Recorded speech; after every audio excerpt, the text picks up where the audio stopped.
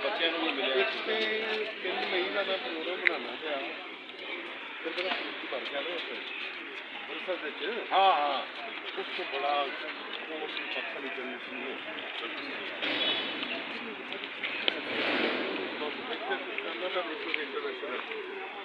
ਕਿੱਥੇ ਕਰਨਾ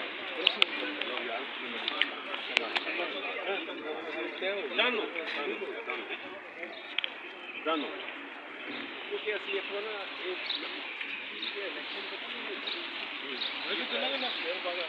ਨਹੀਂ ਨਹੀਂ ਡਨ ਇਲੈਕਸ਼ਨ ਹੋਣੀ ਹੈ ਨਾ ਹੁਣ ਬੜਾ ਹੰਬਲ ਆਦਮੀ ਸੀ ਡਾਊਨ ਟੂ ਅਰਥ ਸੀ ਔਰ ਬੜਾ ਵੈਲ ਕਨੈਕਟਡ ਆਦਮੀ ਅੱਛਾ ਜਦੋਂ ਪੱਖਾ ਦੇ ਸਾਥ ਦੂਸਰਾ ਆਦਮੀ ਦਾ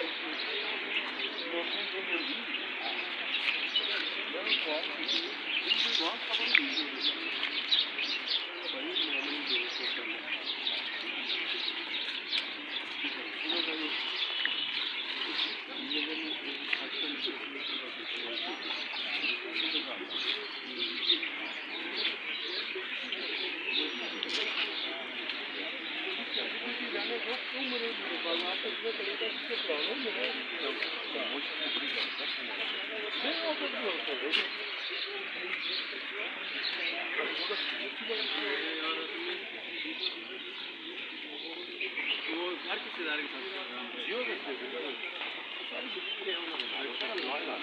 नाम क्या तो